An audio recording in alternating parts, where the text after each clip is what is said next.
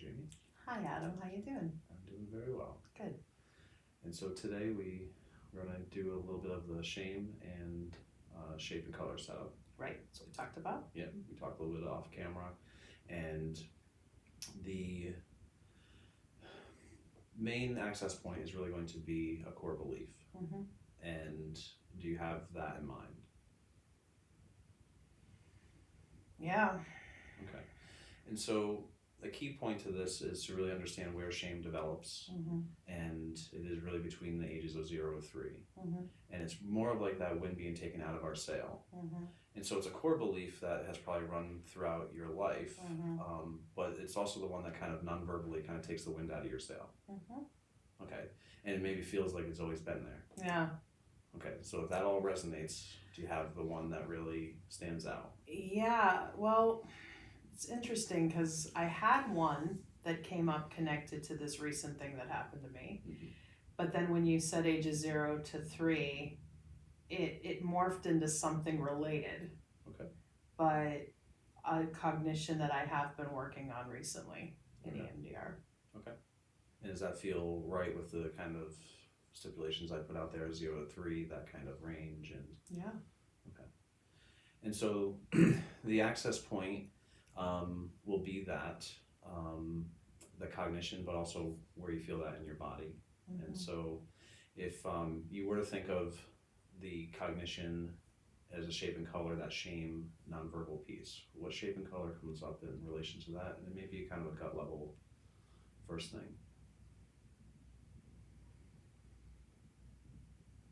Mm.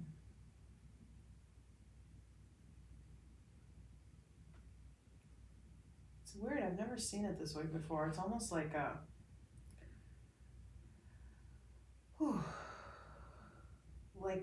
arrow or a triangle, just like coming into my center like this. Okay. And it feels almost like a really dark gray, like the color of steel, because it's almost feeling like I'm getting socked. Right. Like that. Okay. And so that's going to be an image I want you to have on Mm-hmm. and hold that in your mind. And you have the negative cognition. Mm-hmm. And now, what would you prefer to believe? So I don't have to tell you my negative cognition out loud. Well, what we talked a little bit off camera is that whether or not you were or not. So I wasn't going to press you for it. Well, because it's kind of what the heck? We're making this for professionals. They need to hear the candidness. I'm fucked. Okay. Because it's an NC I've been working on in EMDR. Okay. What would I prefer to believe?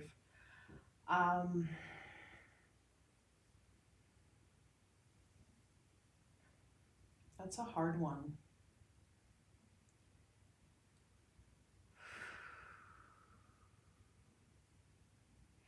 Because, yeah, the goody recovery yogi wants to be like, it all happened the way it was supposed to.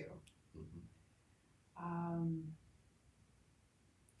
Yeah, and that's how I've dealt with it, Mm-hmm. for sure.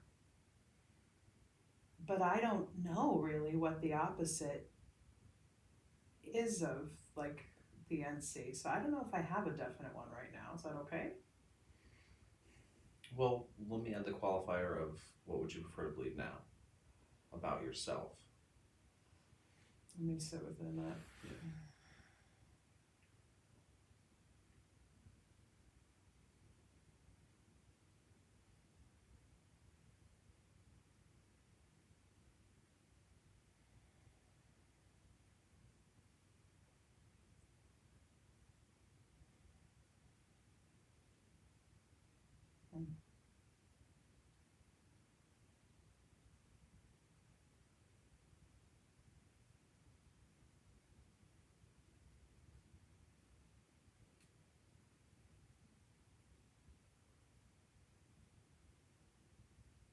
It's going to sound a little weird They're professionals. that we're making this video for. I'm an open channel. Because I was thinking a minute for, like, I'm a clean slate. but it's more like I'm an open vessel, because so much of where like I'm fucked, I'm cursed, these other things have come from is almost like I was born with a mark on me, or certain things that were said or done to me kind of put a mark on me. Right. And it's, for some reason it's the organicness of like I'm an open channel. Okay. All right. And does a shape and color come up around that? Yeah, definitely. Okay. It's like a river. Yeah. And that's an archetype and a theme. Not really an archetype, but a theme I use a lot. Whew. Yeah, and so it's more like if the I'm fucked is this kind of coming in. Right. I'm an open channel feels more like it's fluid, it's blue. Yeah. Definitely. Okay. Just kind of more flowing. Great. All right. And when we think of that pre-verbal 0 to 3 shame, you mentioned a couple different layers to it too. And if you say that with the negative cognition, I'm fucked, positive cognition, does that feel true when you think of that negative? You're gonna have to break that down one more time. I didn't quite follow. Okay. And so as you look back on the worst image, what is that? This one, yep. Okay, the shape and color. Okay. Yep. In your gut level feeling right now, how true does it feel to say that I am an open channel? 1 being completely false and 7 being absolutely true. So the whole now reflecting on the shape thing. It's about half and half. Okay. 4 maybe. Okay. And thinking on the negative cognition and the image of shame, what emotion do you feel when you link to that image? We can assume shame, but is there something else there?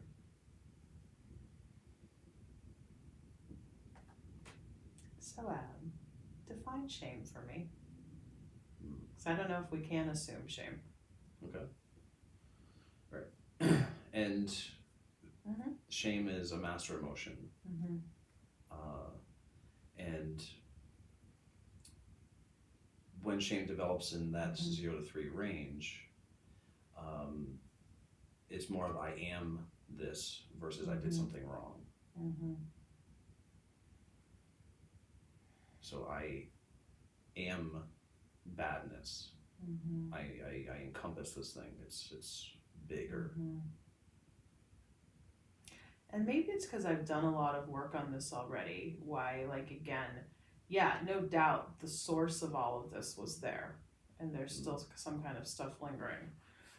But I've done a lot on this to know that this was like other people's shame that was placed on me. So let me go with that for a minute. Recognizing that shame can be 90% transferred. Yeah, and how I feel now looking at the shape. Yeah. I mean, it's more of a body sensation, just that my gut feels very, very heavy. Yeah. Very, very heavy, and very, very like I can't move. I'm stuck. Okay. So I think that's the emotion. It's more this sense of stuckness. Okay. If you're asking, kind of now, right, as I feel into this, stuck. Okay. Yeah. Right, and the level of disturbance that you're feeling right here, right now. It's about a 5. It's about a 5. Okay. And so can you hold that in your mind with the image? What am I holding in my mind? The image of the shape, the color and shape. the color of the shame for when you were youngest. Okay. Okay. And now I'm going to tap on your knees, so holding the image, what you're saying, what you're feeling. Ready?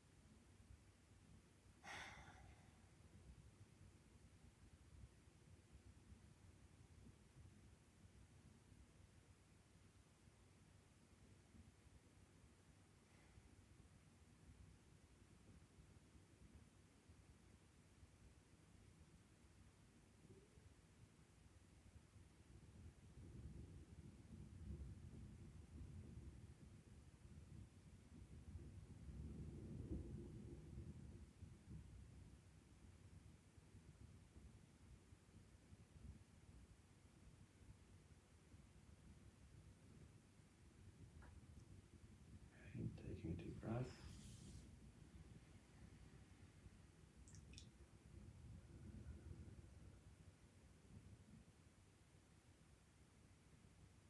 There's a lot of movement with this idea of being gut punched. I thought of what you said about the thing that takes the wind out of your sails, and how probably a thing that can still gut punch me is when somebody, especially a man, treats me with a lot of affection and then Go with that.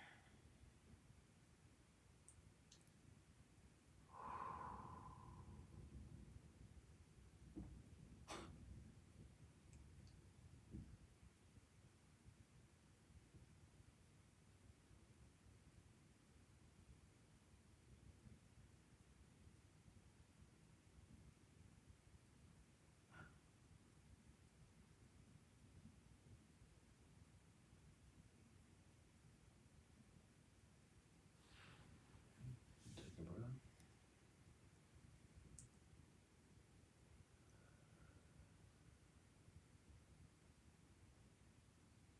What are you noticing now? it's just like a big ball of lead right here. Okay. Go with that.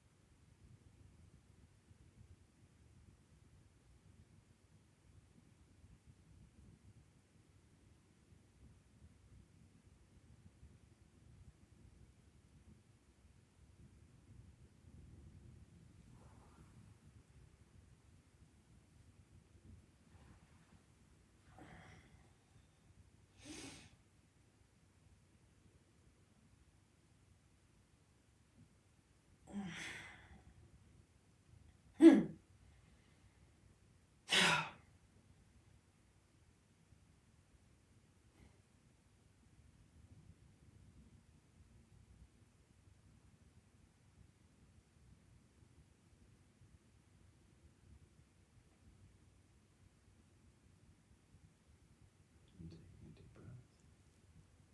If that feels right.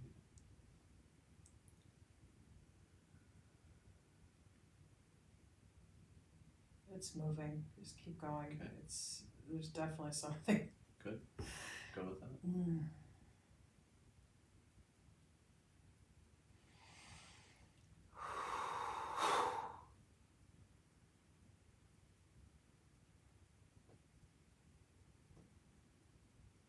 I don't mean to use the word disrespectfully, but it's like there's this tumor in my stomach that's trying to loosen.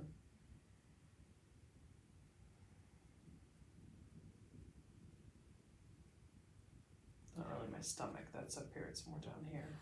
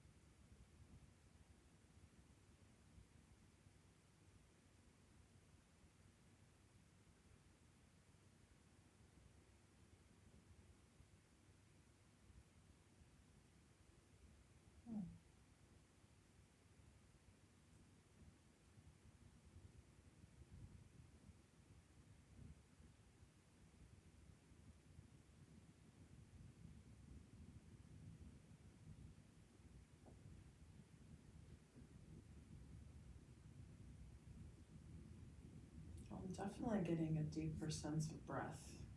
Mhm. My stomach and my diaphragm like I usually do. Because I was feeling like I was constricted there for a while.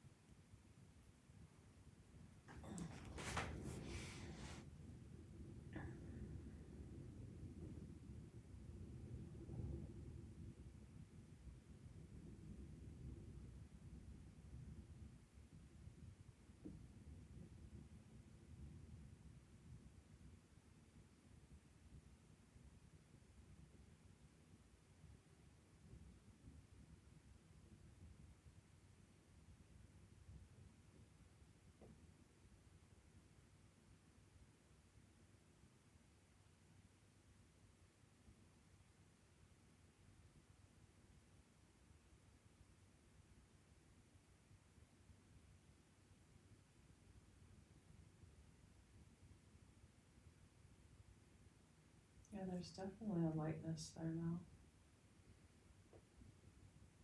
Not like light, but just I'm not feeling that lead anymore.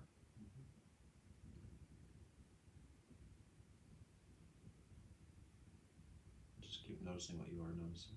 That lightening, Okay.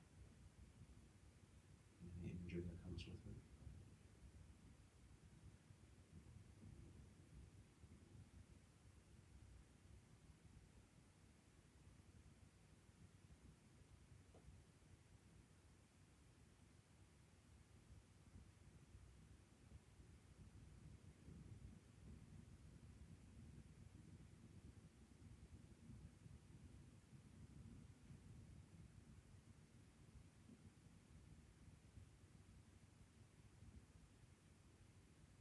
I'm lightheaded. It's good though.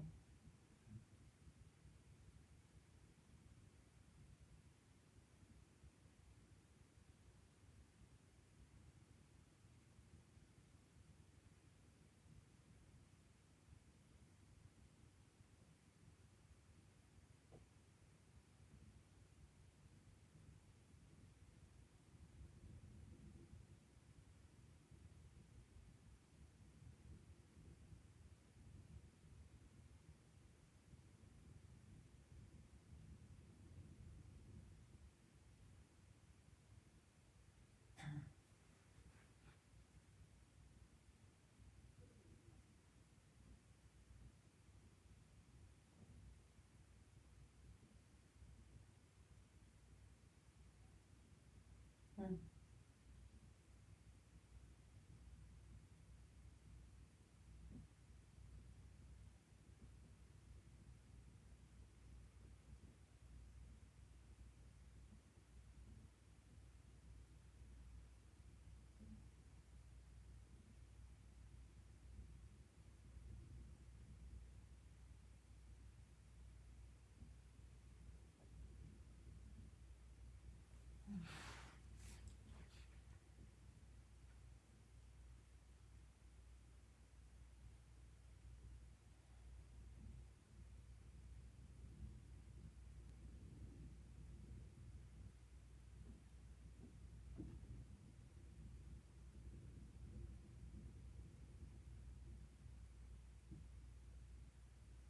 So that's interesting. There's a clearing. I physically feel like I have to go to the bathroom. I can wait. I'm not gonna run off the camera. But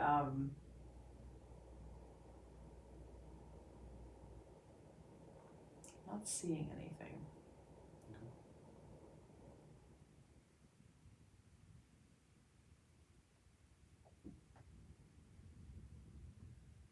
But there is a nice sense of clarity around I'm not being gut punched. Nothing's piercing into my stomach and I'm getting a deeper sense of breath. Okay.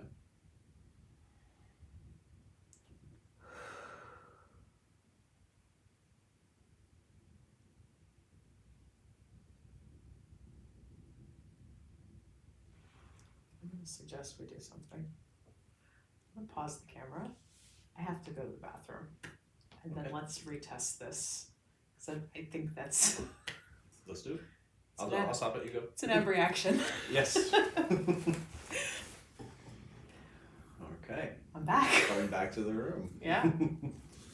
And just kind of taking the inventory, what are you noticing having moved that? There's even more clarity. Yeah. I feel there's still probably more to move, but it feels a lot better than it did when I ran out of here. Okay. All right. Yeah. Does it feel okay to move forward? Yeah, let's do it. Okay. And so, as an access point, maybe just kind of if the image of the shape and color of the shame. I have a memory of it being there, but I'm not feeling it. Okay. Yeah. And does it feel like it's shifted and or lighter? Does it feel like anything in your body that we can maybe? I'm not feeling that shape like assaulting my body anymore. Like Okay. I can still see it, but it's just like the memory of how I described it. Okay. But I wouldn't say I'm necessarily feeling anything in its place. It's just kind of Okay. like neutral there. There's neutral. Mm-hmm. Okay. That lighter thing that was happening, what shape and color would represent that?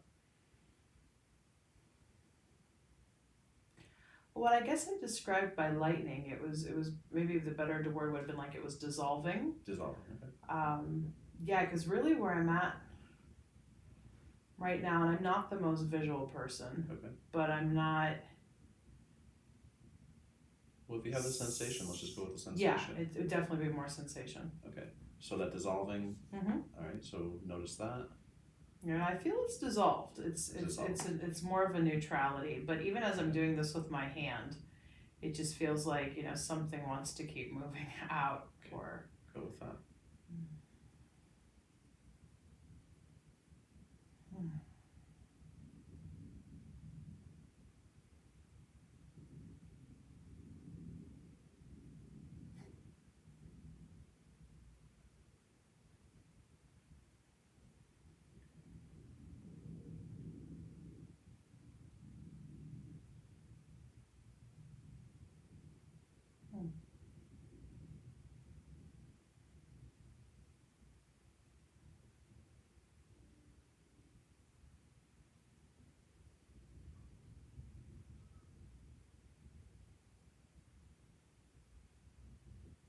it's definitely more like I'm floating, as if I would be on a river, the first kind of idea I had.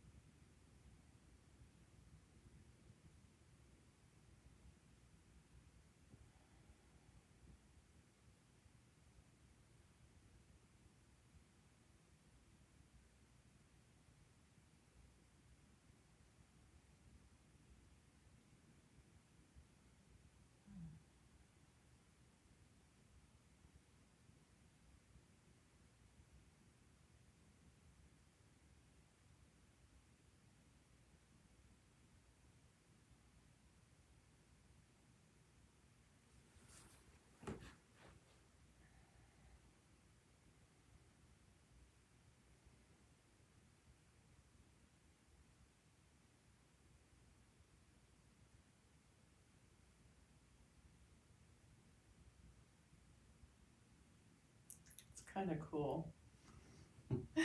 Getting this idea that I can float and I can swim.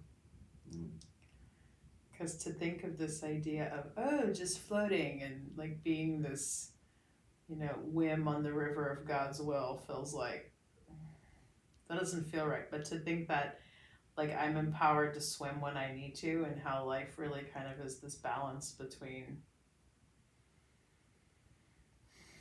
like knowing when to float and knowing when to swim. Knowing when to put the effort in and knowing when to just, it's more of an intuitive knowing, like. The wisdom to know the difference. Yeah, exactly.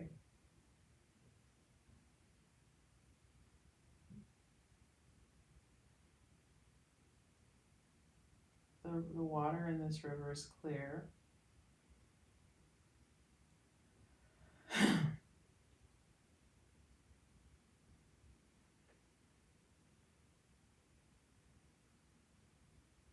And I don't know what's ahead yet. I know I can float and I can swim.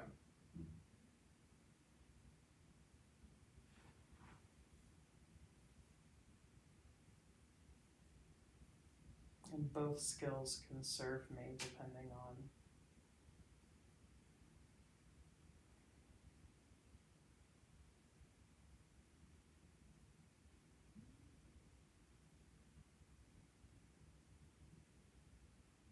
it's funny, I just keep going back to, I love your description at the beginning you gave about it's the thing that takes the wind out of your sails. And it's like, I left that boat behind when I left childhood. So the boat's not a factor anymore. I can float and I can swim.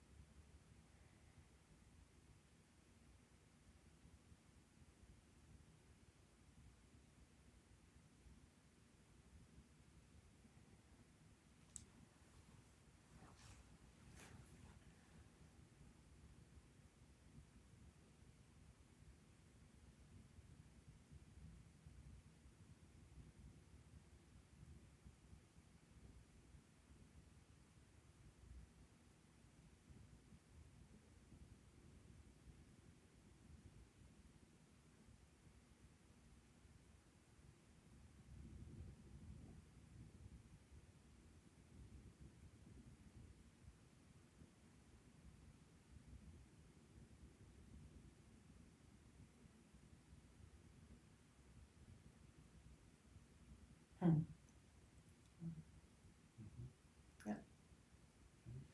Taking a breath.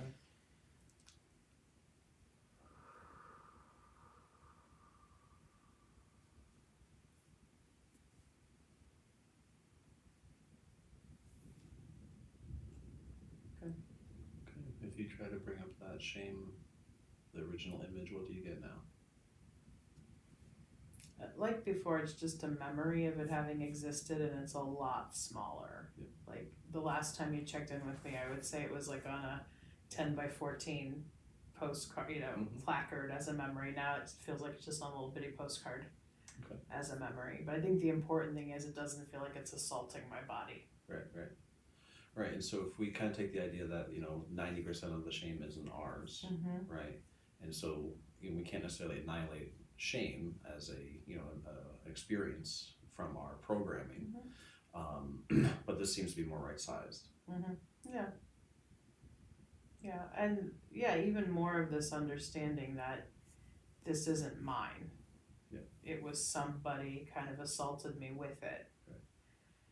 But what is mine is this, I was born into this river, this proverbial river as my birthright. And I can flow instead of being, it's not to say things in life won't still attack me from the outside in, but it just doesn't feel as inward. It's more of a, the thing I came to feels more outward, and that memory is really just a memory. Okay. And how true is the positive belief that I am the river, I am... What do we even come up with? I forget what the original one was. I'm an open vessel. I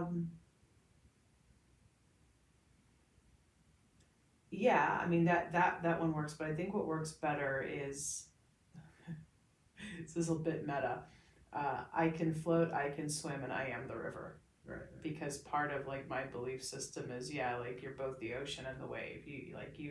You both sail on the river and you are the river. And that's a big intention that I use in a lot of my yoga practice, that I'm a river.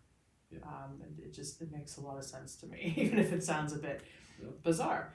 So it's like the I cans, the secondary intention is I can float, I can swim, and I am the river. So that feels completely true. Completely true.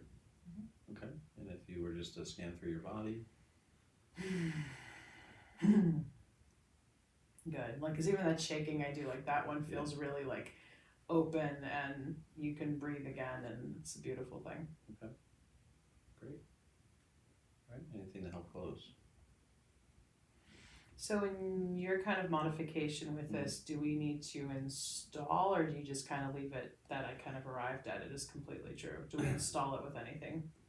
The 7, I mean, the truth that yes, I think we can, but also it being a 7 and being a truth that has backing through, your whole belief.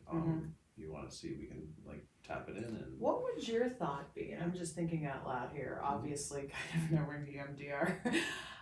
Installing that positive statement, I am, I can float, I can swim, I am the river, on top of the memory of that shape having existed, that postcard. Right.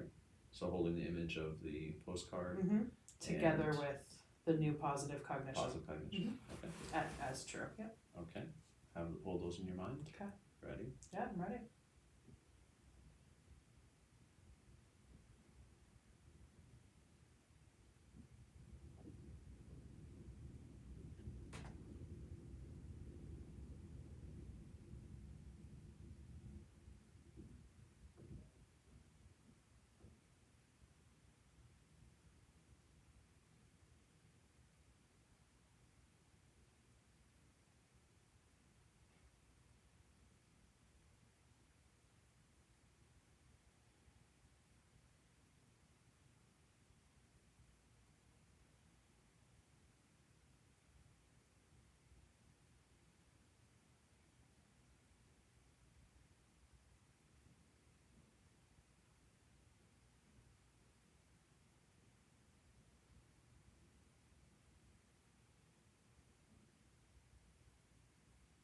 That was cool. So I see this chiropractor who has this great saying, return to sender. When things aren't yours, return to sender. So I literally picture myself writing the postcard of that shape and sending it back to the people who gave it to me. Okay. Like this is your stuff to deal with, Does not it feel like mine. it's theirs? Feel like it's gone? Let's go with that. Go I feel like it's en route, en route. Okay. if you will. Yeah. Mm. Stamped in the mailbox.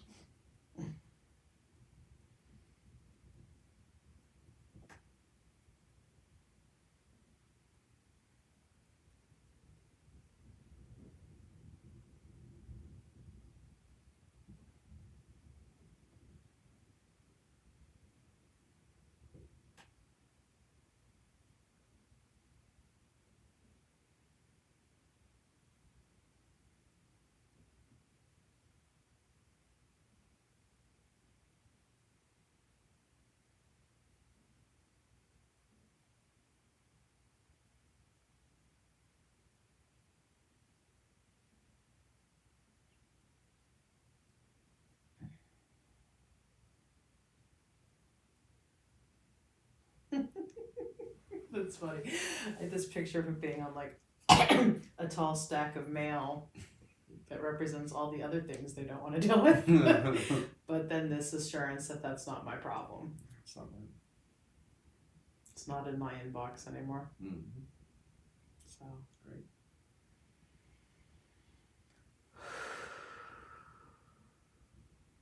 Just scanning through the body.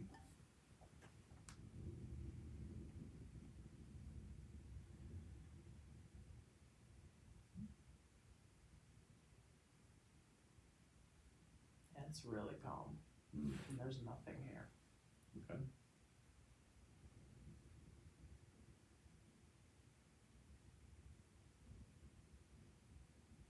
Maybe centering as we started. Mm-hmm. Letting you know in here. Feeling back.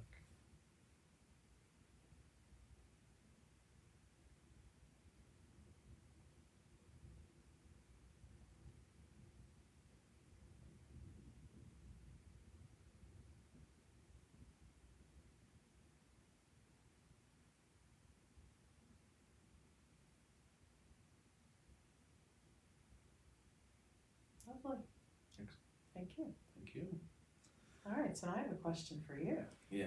For the sake of just learning. And how did you come up with this? That video with John Bradshaw Mm-hmm. and toxic shame, Mm-hmm. I watched that over and over and over and over again, and